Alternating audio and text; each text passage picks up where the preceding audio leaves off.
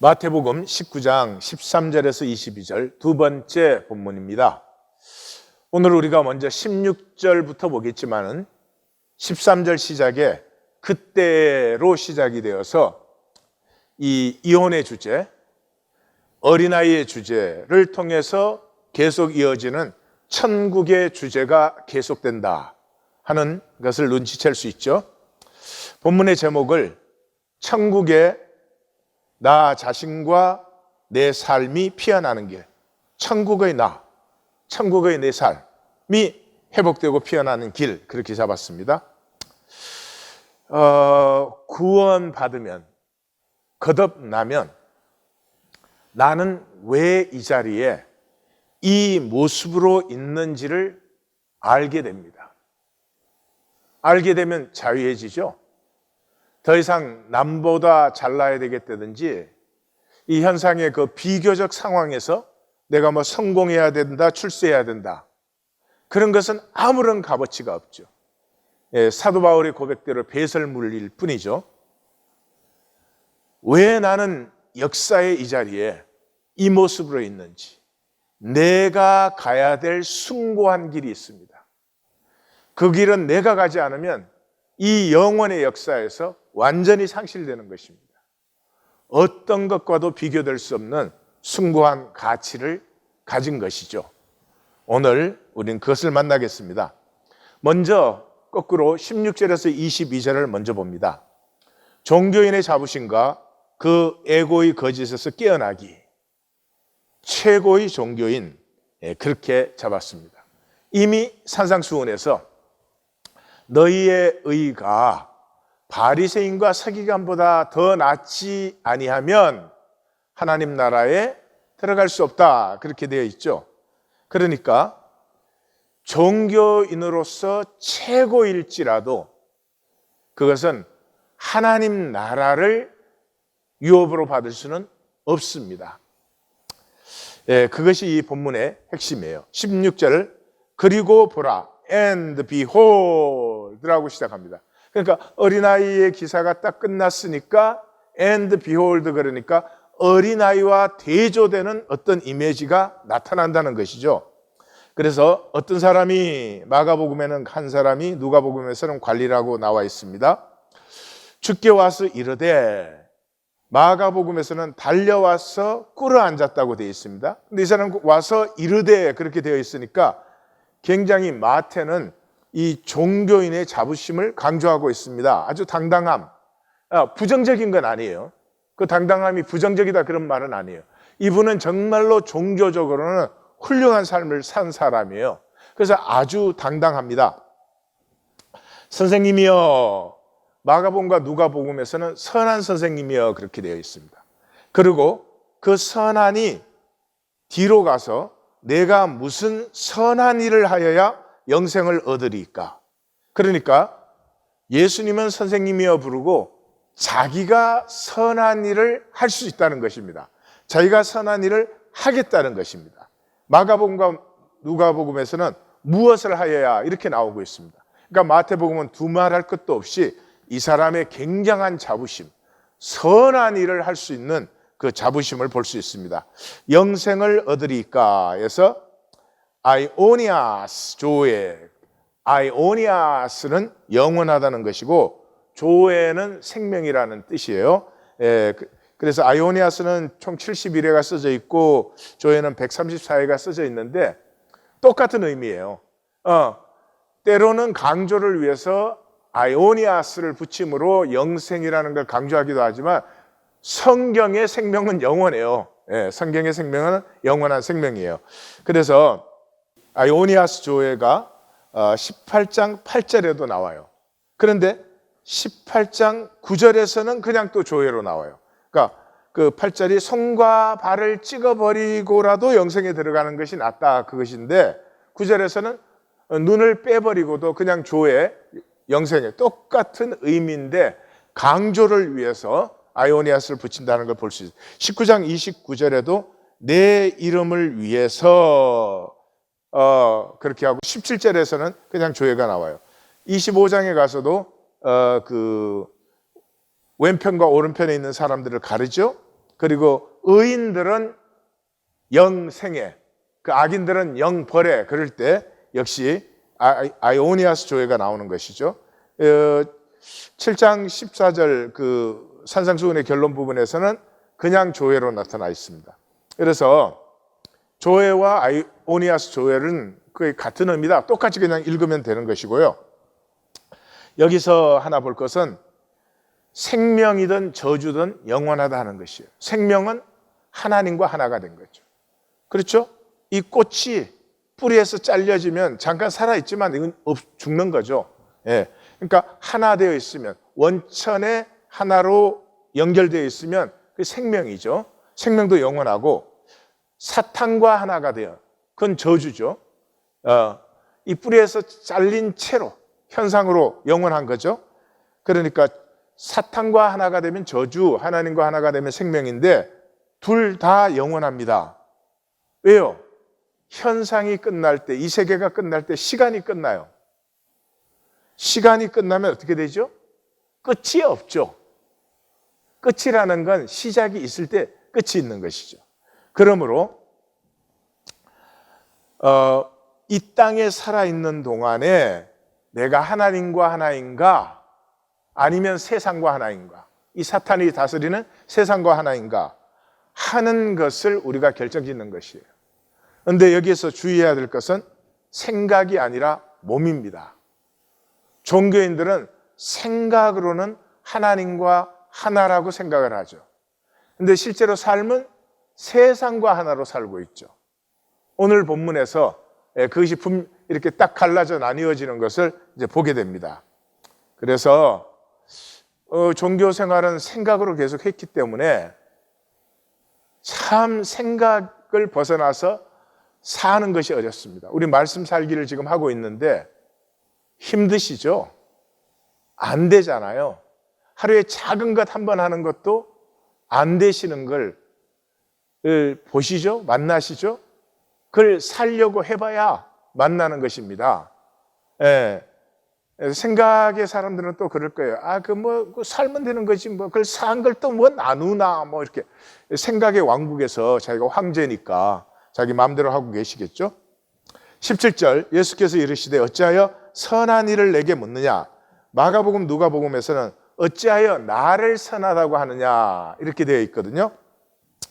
그러니까 마태복음에서는 자기가 이 선한 분은 하나님밖에 없는데 그 선한 일을 자기가 할 수 있다는 자부심을 강조하는 것이죠. 또 그 사람의 그런 모습을 보면서 예수님께서는 그래? 네가 선한 일을 할 수 있다면 선한 분은 하나님 한 분밖에 없으니 하나님께 물어야 되는 거 아니니? 왜 나에게 나와서 묻지? 너 사람에게 묻는다고 하는 것은 너의 이때까지의 그 종교 생활이 하나님 앞에서의 삶이 아니라 사람들 앞에 보이려고의 삶이지 하는 예수님의 정확한 이 직시가 들어있는 거죠. 그래서 선한 이는 오직 한 분이시니라. 내가 생명에 들어가려면, 여기서도 마가와 누가복음은 내가 계명을 안 하니 계명을 지켜라 이렇게 되어 있죠. 그런데 생명에 들어가려면 마태복음은 그렇게 되어 있어요. 그러니까 예수님이 단순히 계명 문제가 아니야. 너가 정말로 생명을, 영생을 살고 싶다면, 그런 뜻이죠. 근데 그 앞에 선한 이는 오직 한 분이시니라. 그러니까 하나님만 선하시니까 내가 정말 선한 삶을 살고 싶다면 1계명에서 4계명을 지켜야죠. 5계명에서 10계명보다 1계명에서 4계명이 훨씬 더 중요한 거죠. 1계명에서 4계명의 핵심이 뭐예요? No other God. 하나님 외에는 하나님이 없다는 거예요. 신이 없다는 거죠. 근데 나중에 보시면 이 종교에는 당연히 세상을 사는 사람이니까 두말할 것도 없지만은 그 물질과 힘과 이것이 자기의 의지죠. 하나님이 아니고. 그러니까 이 사람 앞에 보이는 종교 생활은 하나님 섬기지 않아요. 우리 기독교도 똑같아요. 저는 많은 사람들이 교회를 나오지만 나와서 하나님 섬기는 사람 정말 드물어요. 정말 드물어요. 정말 좀 죄송한데 웃깁니다. 집에서 좀 기분 나쁜 일 있으면 교회 와서 막 인상 쓰고 다닙니다. 이 예배 드리러 온 사람들의 분위기, 입장 이런 거 아무것도 상관없어요. 자기 기분이 다예요. 왜요? 하나님의 임재를 못 느끼니까. 그 아무것도 아닌 섬김을 해도 그 작은 섬김도 하나님께 드리면 그게 영원한 열매가 되는 건데요. 하나님을 섬기는 사람 보기 참 힘들어요. 그 섬긴 것으로 자기 의로 삼고 자기의 공로로 삼고 그러죠. 그래서 예수님의 이 계명을 지키라 해놓고 1계명에서 4계명이 싹 빠지는 이유가 종교 생활에는 하나님 없어요. 하나님을 실제로 느끼지를 못하는데 무슨 하나님이에요. 그러니까 말과 개념으로 하나님 하는 거죠. 그래서 생명에 들어가려면 계명들을 지켜라. 여기서 예수님은 불가능을 강조하죠. 너가 만약에 정말로 계명을 지킨다고 하면은 그것들이 불가능한 것을 만날 것이야.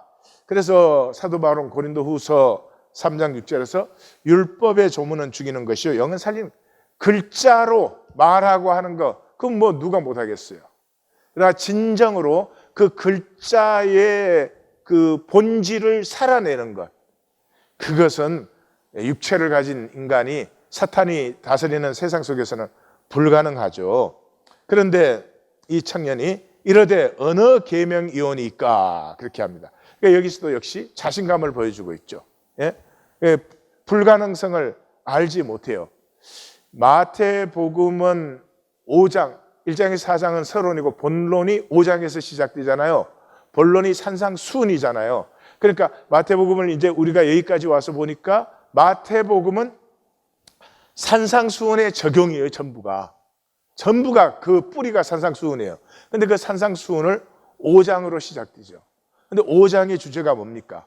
우리가 하나님의 자녀라는 거예요. 근데 하나님의 자녀라면 어떻게 산다고 그렇게 돼 있어요? 이 글자로 하면은 살인하지 말라 그랬는데 그 내용이 뭔지 알아? 형제 보고 미련하다고 그럼 지옥에 가. 예배 10,000번 드리는 것보다 형제와 화목한 게 훨씬 더 중요해. 너 형제 사이에 화목이 없으면 너는 결코 천국에 들어갈 수 없어. 예수님 말씀이에요. 간음하지 말라고 하는 그런 글자 봤지? 그게 무슨 뜻인 줄 알아? 음욕을 품고 여자를 쳐다보면 벌써 간음한 거야. 헛맹세 하지 말라고 하는 계명을 알지? 근데 하늘로도 하지 마, 땅으로도 하지 마, 예루살렘으로도 하지 마, 네 머리카락으로도 하지 마. 왜? 네 머리카락 네가 조금이라도 희게 할 수 있고 검게 할 수 있어? 없잖아. 그 다음에 눈은 눈, 이에는 이 계명 들었지? 그렇지. 그 계명의 이 속뜻이 뭔 줄 알아? 오른밤 때리면 왼밤 돌려대라는 거야. 속옷 달래면 겉옷 주는 거고, 억지로 오리 가자고 하면 심리 가주는 거고, 구하는 자에게 주고 꾸고자 하는 자에게 거절하지 않는 거야. 한 걸음 더 나가죠. 형제를 사랑하고 원수를 미워하라는 말을 들었지만은 그 속에 들어있는 하나님의 본 마음이 뭔 줄 알아? 원수도 사랑하고 박해하는 자를 위해서 기도하는 거야. 그래서 결론이 뭐예요? 하늘에 계신 너희 아버지 온전하신 같이 너희가 온전하라 하는 거 아니에요. 그럼 무슨 말이에요 도대체? 계명의 글자는 지키는 척 할 수 있지만 계명의 본질, 그 계명에 들어있는 하나님의 영, 그건 육체를 가지고 이 세상에 사는 우리가 지킬 수 없는 거예요. 세상의 모든 것이 다 그래요. 효도하라는 말이 효도했다, 그 사람은 효도 아니에요. 효도해보려면 참 나는 효자가 아니구나, 그걸 깨닫는 거죠. 서로 사랑해라, 난 사랑한다, 그게 아니죠. 서로 사랑하려고 해보면 지게 절대로 불가능하구나. 그걸 만나는 거죠. 그래서 그런 것을 모르니까 이 사람은 종교적으로는 정말 신실하고 열심히 살아온 사람이에요. 그래서 어느 계명입니까? 말씀만 해주시면 제가 지키겠습니다. 그러는 거죠. 그래서 예수님이 살인하지 말라, 간음하지 말라, 도둑질하지 말라, 거짓장난하지 말라. 누가복음에서는 간음이 먼저 나오는데 이건 문화적인 차이죠. 그리고 십계명은 생략되어 있어요. 그런데 마가복음에서는 나오죠. 십계명이 10번째 계명이 탐내지 말라는 거예요. 이웃의 것을 탐내지 말라는 것인데 그걸 속여 빼앗지 말라 이렇게 표현했지만 나와요. 그러고는 5계명을 제일 뒤에 얘기해요. 내 부모를 공경하라. 왜요? 이게 형식화된 계명의 대표예요. 이미 15장에서 얘기했죠. 예? 부모에게 할 것 하지 않고 아유 하나님에게 드려야 된다. 하나님 때문에 이거는 어쩔 수 없다. 이렇게만 말하면 다 된다는 거죠. 그러니까 얼마나 율법의 계명이 형식화되어 있는지 이 보여주는 것을 강조하는 거죠. 그리고 마태복음에만 내 이웃을 내 자신과 같이 사랑하라 하신 것이니라 하는 것을 붙여요. 요 5계명에서 10계명을 모으면 이 레위기 19장 18절이죠. 그런데 내 이웃을 내 자신과 같이 사랑한다는 게 이게 코이노니아잖아요. 코이노니아면 같이 나누는 거잖아요. 근데 이 땅에 살면서 그게 가능하냐 이 말이죠. 안 되는 거죠. 예. 그러니까 마태복음은 지금 굉장히 이 종교인으로서는 최고의 한 사람을 이렇게 보여주면서 이 종교인의 어리석음이 자기가 하나님의 사랑을, 하나님의 마음을 산다는 게 불가능하다는 이 단순한 것까지도 모르는 또는 스스로 속이는 것이 종교인이다 하는 것이죠. 자, 1에서 4계명은 언급 안 하신 것은 종교인들에게는 하나님은 실제가 아니다. 제가 이미 나누었네요. 참 목회하면서 안타까워요. 와서 청소 한 번을 해도 작은 섬김을 한 번을 해도 예수 그리스도의 이름으로 내가 예수님 때문에 내가 주님을 사랑하기 때문에 하면은 그게 소자에게 냉수한 걸 영원한 상이 돼요. 얼마나 쉽고 간단해요. 우리의 불가능성을 알기 때문에 하나님께서 그렇게 간단하게 바꾸어 주신 거예요. 근데 비극이 뭔 줄 아세요? 저주가 뭔 줄 아세요? 평생을 교회에 나와서 봉사하고 섬기고 온갖 것을 다 하면서도 단 한 번도 순수하게 하나님을 사랑해서 그냥 예수 그리스도의 이름으로 내 에고가 아니고 그렇게 못한다는 거죠. 이게 얼마나 불가능한 이 복을 발로 차기가 불가능한 행위를 우리가 하고 있는가 하는 것은 종교가 만든 우리의 비극이에요. 남들이 다 하니까 아닙니다. 종교가 얼마나 우리를 헛되게 거짓되게 만드는지 성찰하시고 깨어 있으셔야 됩니다. 자, 그 청년이 이르되 이 모든 것을 내가 지켜 싸운데 여기 마태복음은 이 사람을 청년이라고 하거든요. 청년이라고 하는 이유가 마태복음은 어린아이 본문을 중심에 두고 한쪽에 고자 본문을 두고 한쪽에 청년 본문을 두잖아요. 그러니까 이 고자의 어떤 울림이 지금 계속 울리고 있죠. 그런데 생각을 해봐요. 자, 천국을 위해서 스스로 고자된 사람이 90세에 그렇게 됐다. 별로 상관이 있겠어요? 별로 상관없을 것 같아요. 자, 이 부자가 자기 재산을 다 팔았어. 근데 95세야. 다음 달에 죽을까? 그 무슨 의미가 있어요? 의미가 없지 않아요. 그러니까 이 고자와 청년 본문은 지금 우리가 하나님 앞에 깨어지는데 깨어지지 않고도 얼마든지 충만하게 살 수 있는 그 안타까운 시간에 하나님을 사랑해서 그 깨어지는 거예요. 그러니까 계산이 개입되지 않은 거예요. 이게 누구예요? 예수 그리스도죠. 33살에. 참으로 아까운 나이 아닙니까? 10년만 더 사셨어도 얼마나 좋은 일들을 많이 하셨겠어요. 얼마나 좋은 가르침을 더 많이 남겼겠어요.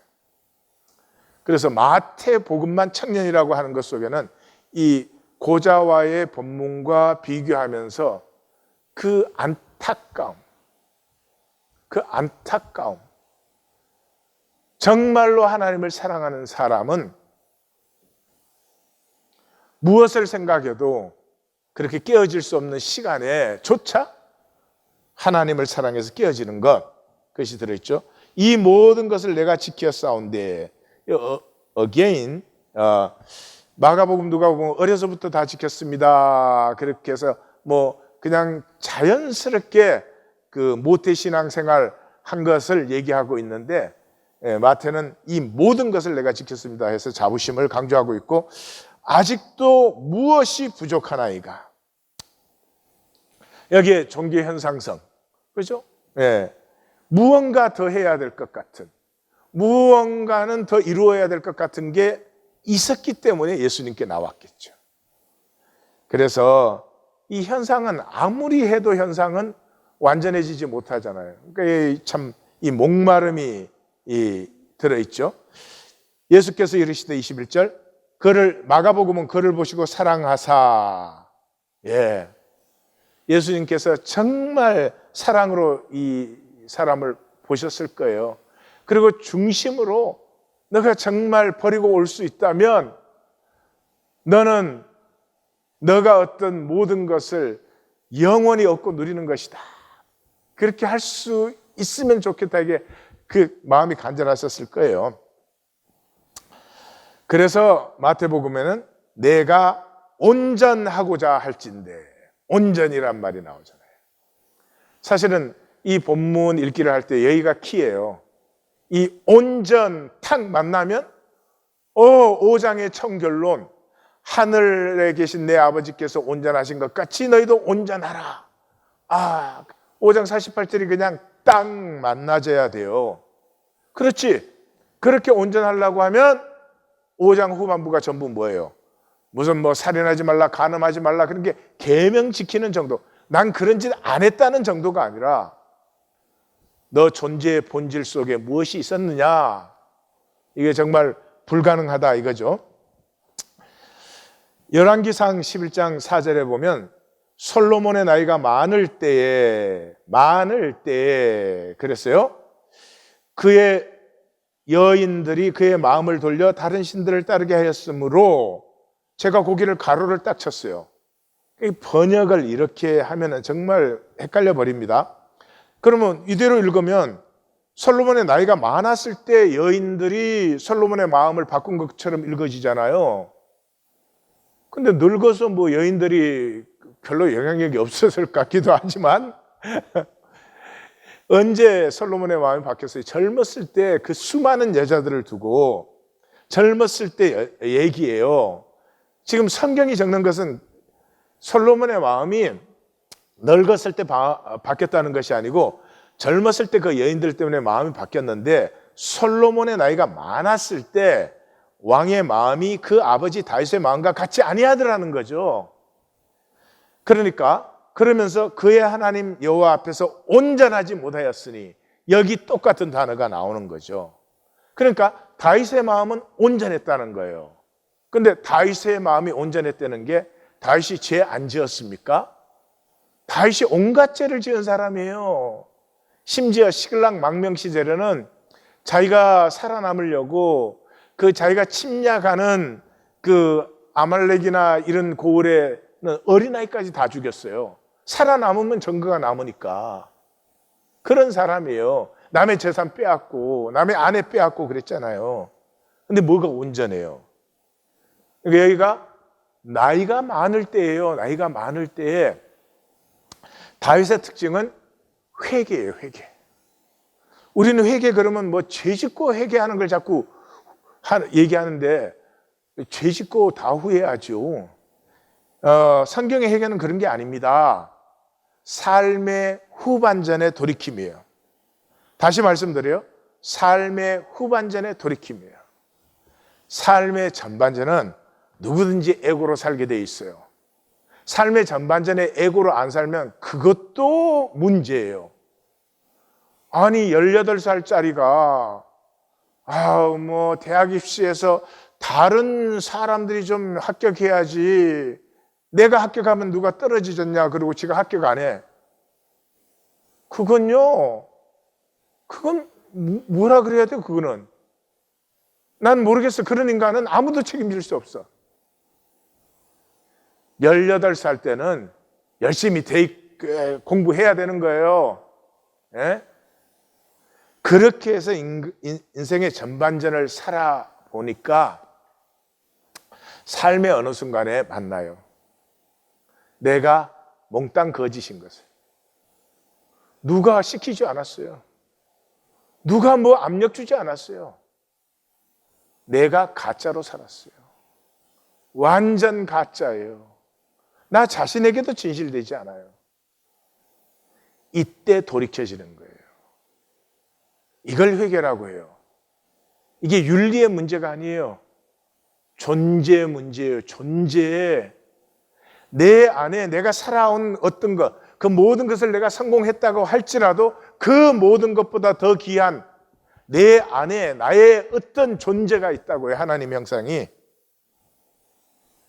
그래서 세상을 정복했어도 행복하지가 않아요. 그걸 만나는 거예요. 그래서 그 다윗은 하나님께서 구하시는 제사는 상한 심령이라 하나님이여 상하고 통회하는 마음을 주께서 멸시치 아니하시리라 그러잖아요. 상하고 통회하는 심령이에요. 이게 회개예요. 그런데 이 상하고 통회하는 심령이 있기 위해서는 6절의 중심의 진실함, 12절의 자원하는 심령이 있어야 돼요. 이것이 있을 때 돌이킴이 일어나요. 깨어짐이 생기는 거예요. 다윗이 깨어졌을 때 어떻게 했어요? 그 압살롬의 반란 때 도망가는데 언약궤를 가지고 오니까 아니다, 돌려두어라. 하나님이 허락하시면 내가 돌아올 것이지만 하나님이 허락하시지 아니하시면 내가 돌아오지 않아도 괜찮아. 이거는 차원이 다른 거예요. 전쟁에서 이겨야 된다. 내 왕국을 지켜야 된다. 이것과 전혀 다른 차원이에요. 물이 포도주로 바뀐 거예요. 심의가 나와서 저주하니까 그 아비새가 가서 내가 죽여버리겠습니다. 그래. 아니다, 두라. 하나님께서 허락하지 않으면 저가 어찌 나를 저주하겠느냐. 다른 존재 차원에 들어간 거예요. 이게 하나님이 우리를 창조하시고 이 땅에 보낸 목적이에요. 우린 다 에고로 살아요. 거짓으로 살아요. 욕심으로 살아요. 그게 섭리예요. 그러나 깨어짐의 순간이 있어야 돼요. 탕자가 돌이키는 순간이 있어야 돼요. 그러면 모든 것이 이루어지는 것이에요. 내가 얼마나 잘 살았냐, 못 살았냐. 종교에는 내가 얼마나 거룩하게 살았냐, 열심히 살았냐. 계속 그러고 있으면 큰일 납니다. 에? 계속 그러고 있으면 안 됩니다. 마태복음 25장의 종교인들이 내가 다 하지 않았습니까? 산상수훈의 결론에서 내가 무슨 선지자 노릇하고 귀신을 쫓아내고 권능을 행하지 않았습니까? 행하세요. 많이 행하세요. 그러니까 그 자체가 목적이 아니에요. 깨어져야 돼요. 왜냐 그러면 우리는 에고에서 결코 자유할 수가 없기 때문이에요. 그래서 예수님께서 가서 내 소유를 팔아 가난한 자들에게 주라. 사역동자가 다다닥 나와요. 만약에 이 사람에게 예수님이 그래 조금 더 많이 구제해라 앞으로 그랬으면 이 사람은 기쁘게 했을 사람이에요. 제 구제가 부족합니까? 예, 더 하죠. 그러나 내 소유를 없애버리는 것, 내 소유가 없어지는 것, 그건 할 수가 없어요. 예수님께서 그리하면 하늘에서 내게 보화가 있으리라. 그 보화가 뭐예요? 영혼의 세계가 열리는 거예요. 에고의 세계가 끝나고 영혼의 세계가 열리는 거예요. 이번 주에 우리가 영혼을 볼 것입니다. 영혼의 세계를 우리 몰라요. 정신세계를 가지고 이게 영혼의 세계처럼 생각을 해요. 그리고 와서 나를 따르라. 나를 따르라. 제자도죠. 예. 주님이 절대가 아닌데 주님을 못 따르죠. 이 사람에게는 다른 절대가 있어요. 그리고 마태복음은 이미 계속 말해왔잖아요. 아버지나 어머니를 나보다 더 사랑하는 자는 내게 합당치 아니하고, 이건 뭐 우리가 다 불효하니까 말 안 하셔도 되고, 아들이나 딸을 나보다 더 사랑하는 자도 내게 합당치 않아요. 예, 뭐라고요? 자식을 주님보다 더 사랑하는 것은 복이 아닙니다. 이 시대는 핵가족 시대가 돼서요, 자식이 다 우상화되어 있어요. 뭐 우리 집 남의 집 할 것 없어요. 자식이 우상화되면 그 자식은 하나님의 기운을 받지 못합니다. 다시 말씀드려요. 자식을 우상화시키면 하나님의 기운이 막혀버려요. 우리가 얼굴을 찾을 때까지 해서 오루알이 그 푸시케를 우상화시키잖아요. 너무 사랑하기 때문에. 그래서 푸시케는 어떻게 됐어요? 평생이 고난의 길이 돼요. 근데 푸시케가 스스로 그 고난을 이기는 사람이 아니었으면 푸시케는 영원한 저주에 떨어진 거죠. 제일 마지막 코스가 저주 속에 들어가는 거였잖아요. 근데 푸시케나 예수님은 그럴 수 있지만 우리 자녀들은 그럴 수가 없어요. 그러니까 자녀를 사랑하세요. 하나님 안에서 말씀을 따라. 부탁드립니다. 자녀를 사랑하세요. 하나님 안에서 말씀을 따라. 또 천국 비유에서도 이 밭에 감추인 부화를 발견했을 때 그 소유를 다 팔아. 그 다음에 극히 값진 진주 하나를 발견했을 때 소유를 다 팔아. 또 16장에서도 누구든지 나를 따라오려거든 자기를 부인하고. 자기를 부인하라는 말이 뭐예요? 자기의 아이덴티피케이션. 나는 무엇을 나라고 생각하는가? 나는 내 재산을 나라고 생각하는가? 나는 내 성공을 나라고 생각하는가? 나는 뭐 내 외모를 나라고 사랑하는가? 뭔가 사람은 이것이 나다 그러고 움켜진 게 있어요. 그걸 부인해야 돼요. 19장 29절에서는 내 이름을 위하여 집이나 형제나 자매나 부모나 자식이나 전토를 벌인 자마다 여러 배를 받고, 또 영생. 내 이름을 위하여. 예수 이름이 절대이기 때문에 나머지를 버릴 수 있는 사람만이 주님을 따를 수 있다. 마태복음 계속해서 말을 해왔죠. 그래서 22절에 그 청년이 재물이 많음으로 이 말씀을 듣고 근심하며 가니라. 아, 저도 재물이 많았으면 좋겠어요? 그럼 나는 예수님한테 안 갔을 거예요. 그럼 이런 문제가 없지. 이 청년은 참 순진한 게 문제네요. 이 청년의 문제는 뭐였어요? 자신이 누구냐? 자신의 소유였어요. 그 돈이 주는 힘이었어요. 그 힘으로 누리는 지위였어요. 그 지위 때문에 대접받는 이 사회의 특권이었어요. 그게 이 청년의 자신이었어요. 영혼 세계를 모르는 종교인의 전부예요. 존재를 몰라요. 그래 어떻게 버리겠어요? 그걸 버리면 자신이 사라지는 건데. 그래서 근심하며 가니라. 어디로 갔어요? 옛세계로 갔어요. 이게 우리 삶이라고 지난주에 얘기했죠. 행복하지 않은 삶이에요. 근데 매일 반복합니다. 자기가 살고 자기가 수치스러워서 가리는 삶인데 그것을 버리지 아니해요. 늘 불안하고, 예, 초조해야 합니다. 근데 그걸 반복해요. 그 삶으로 돌아가는 거예요. 그게 종교예요. 그렇습니다. 말만 그럴듯하지 항상 똑같은 옛삶으로 돌아가는 거죠.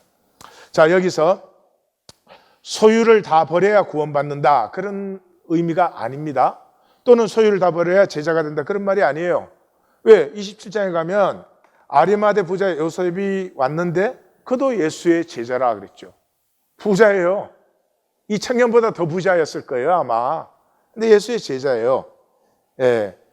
그리고 또 종교인의 삶은 무조건 악하다 그런 거 아니에요. 이 청년은 정말 선했어요. 정말 훌륭했어요.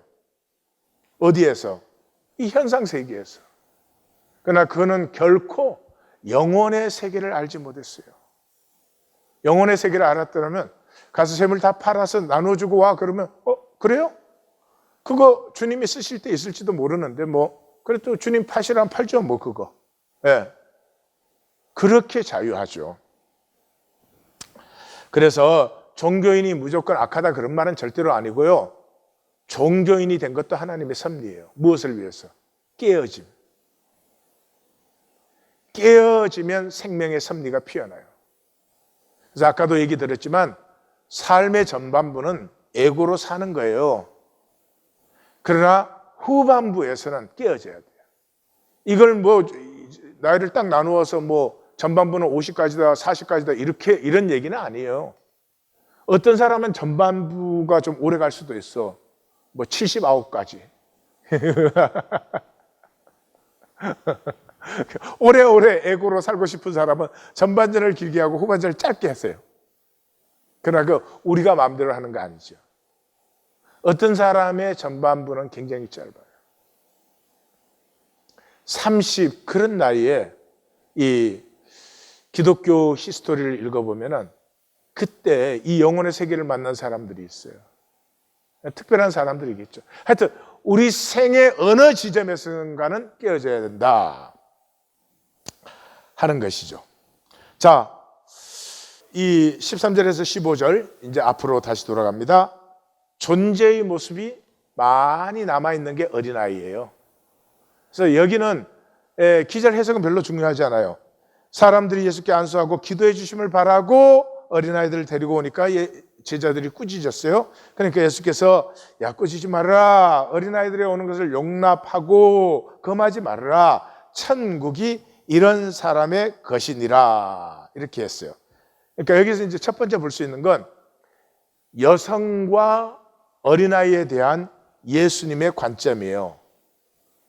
예수님은 일단 이러한 본문의 어떤 의미 이전에 그 여성과 어린아이에 대해서 정말 하나의 하나님이 창조한 존재로 존중이 있었어요. 예, 그래서 마태복음에만 그 오병이의 기적, 칠병이의 기적에서 여자와 어린아이 외에 4,000명이 먹었다, 5,000명이 먹었다 이렇게 나와요. 그러니까 여자와 어린아이를 카운트 자체를 안 하는 그런 세대에 그 예수님께서는 여성과 어린아이를 하나의 아주 하나님의 고귀한 인격적 존재로 존중하셨어요. 이것 때문에 사도 공동체는 그 당시 로마 시대에 모든 종교가 많았죠. 근데 사도 공동체가 전하는 복음에서는 뭐예요? 복음을 받으면 제일 먼저 가정이 회복됐어요. 여성과 어린아이를 존중하니까 당연한 거 아니겠어요? 가족이 회복됐어요. 이게 사도 공동체의 힘이에요. 이게 숫자도 적은데 로마를 뒤집어 엎은 진정한 힘이 여기에 있어요. 그래서 지금도 하나님 안에 말씀을 만나는 사람이라면 두말할 것도 없지만 제일 먼저 자신이 바뀌겠죠? 자신이 바뀌면 거기에 연결되어 있는 게 뭐예요? 가족이죠, 가족. 가족이 변화되고 나면 그 사람들의 에너지 레벨은 새로운 차원에 들어가요. 이 사람들은 역사를 위해서 하나님이 쓰실 수 있는 사람이 되죠. 어린아이를 정리해 보십시다. 어린아이는 이기적이에요. 그러나 경쟁적은 아니에요. 이게 중요한 점이에요. 경쟁적이 되면, 다시 말해서 비교의식에 사로잡히면 현상의 노예가 돼요. 마귀의 자식이 돼요. 사람 다 이기적이어야 살잖아요. 그죠? 나는 이타적이야. 나는 1불도 나를 위해서는 안 쓰고 다 남에게 주어. 그런 사람 나하고 친구하면 좋겠어? 근데 그 사람 몇 년 살까? 몇 년은 그냥 몇 달도 못 살 거예요. 육체를 가지고 이 세상에 있는 동안 이기적인 것은 그냥 자연스러운 거예요. 그러나 경쟁적일 필요는 없죠. 언제나 다른 사람이 잘 되면 배가 아파. 내가 잘 돼야 돼. 이거는 많이 상한 심령이죠. 그 다음에 어린아이의 누림은 doing에 있지 않죠. 그죠? 자기가 그냥 이 집의 자식이다. 그걸로 먹고 마시고 그냥 먹고 마셔요? 불평까지 하면서? 말썽까지 부리면서? 그러잖아요. 예. 그 다음에 어린아이는 자기 자신을 가족과 아이덴티파이 하죠. 가족과 동일화하죠. 가족이 누구냐가 자기가 누구냐 하는 것을 결정을 짓죠. 가족판의 사람이에요. 이 가족과의 동일화가 굉장히 중요합니다. 성경적으로는 룻기 1장 16절에 보면 룻이 이르되 내게 어머니를 떠나며 어머니를 따르지 말고 돌아가라 강권하지 마옵소서. 어머니께서 가시는 곳에 나도 가고 어머니께서 머무시는 곳에 나도 머물고 어머니의 백성이 나의 백성, 어머니의 하나님이 나의 하나님 되시리니 어머니 죽으시는 곳에 나도 죽어 묻힌다. 다시 룻이 나오미와 아이덴티파이 동일화하죠. 이게 가족이에요. 그러면 예수 믿는 성도는 하나님 안에서 우리가 다 한 가족이죠. 그러니까 서로를 아이덴티파이 해야죠. 형제가 아프면 내가 아파야지. 형제가 아프면 화장실에 가서 미소 짓는다. 이거 굉장히 곤란하죠. 또 형제가 기쁘면 나도 기뻐야지. 그렇지? 형제가 새 차 뽑았어? 교통순경 되고 싶어. 이러면 참 곤란한 거죠. 기독교는 그러고 있다 이 말이에요. 자, 그래서 그들에게 안수하고 그 길을 떠나시라. 이 본문은 중요하지 않지요. 그런 한 가지 느낄 수 있는 건 그들에게 안수하고 그 길을 떠나시라 하는 건 이제 전한 본문이지만 떠나신다는 말은 어린아이적인 본질을 상실한 불쌍한 어떤 모습을 보겠구나. 이렇게 예상하시면 성경을 잘 읽고 있는 거예요. 바로 그게 누구예요? 이 안타까운 이 청년 종교인이에요. 나눔 가이드. 하나님의 형상인 우리지만 이 땅에서는 에고로 살 수밖에 없습니다. 종교적이든 비종교적이든 그건 상관이 없어요. 생명을 회복하는, 하나님 형상을 회복하는 것은 우리의 힘과 능으로 결코 될 수 없습니다. 물이 포도주로 바뀌는 것 같이 다른 차원의 얘기, 다른 차원이 달라지는 거예요. 노력을 해서 쌓아나갈 수 있는 게 아닙니다. 길은 뭐예요? 깨어짐. 깨어지면 생명은 절로 피어나요. 이 껍질이 깨어지면 씨앗 속에 생명이 피어나죠. 생명이 피어나면 여호와 일의 역사가, 도토리가 껍질이 깨어지면 상수리 나무로 자라는 데 필요한 모든 것이 공급되게 돼 있어요. 그리고 합력하여 선의 열매를 맺어요. 모든 것이 합력하여 선을 맺어요. 이 하나님의 긍휼의 섭리를 패하는 길은 에고로 살고 에고의 의를 주장하는 것뿐이에요. 그냥 전반기도 에고로 살았는데 후반기 끝까지 에고로 살아. 그건 스스로 천박한 것이고 비천한 것이고 저주된 것이고 하나님을 버린 자요, 알지 못하는 자요, 하나님의 섭리와 사랑을 모욕하는 자요. 그건 그냥 에고 가지고 평생을 범벅을 치다 가버리는 거예요. 어떻게 그럴 수 있어요? 에고가 얼마나 거짓된데, 이게 얼마나 간악하고 사악해요. 이게 얼마나 그 악함과 추함을 갖고 있는데 평생 그걸 놓지 않는다. 이건 신앙 이전에 있을 수 없는 문제예요. 돌이킵시다. 돌이킴의 시간입니다. 마태복음 19장부터의 저는 아직은 모르지만은 계속 만나는 것이 결국 십자가까지 돌이키라를 만나는 것이겠죠. 마태복음 25장에 가면 결론에서 그러잖아요. 그들이 누구예요? 종교인들이 누구예요? 우리가 했습니다. 하지 아니하니까 에고로 한 행위를 놓지를 않아요. 주님, 내가 그거 했는데 하고 보니까 내가 정말 가짜네요. 내가 정말 거짓이네요. 이렇게 깨어져야 되는데 했다를 붙들어지고 놓지를 않아요. 이게 말이 될 일이에요. 그 사람들은 영벌에 들어가요. 의인들은 영생에 들어가요. 의인들이 누구예요? 깨어진 사람이에요. 탕자 생활을 하다가 어느 순간에 깨어졌어요. 이게 내가 원하는 것이 아니었구나. 기도하십시다.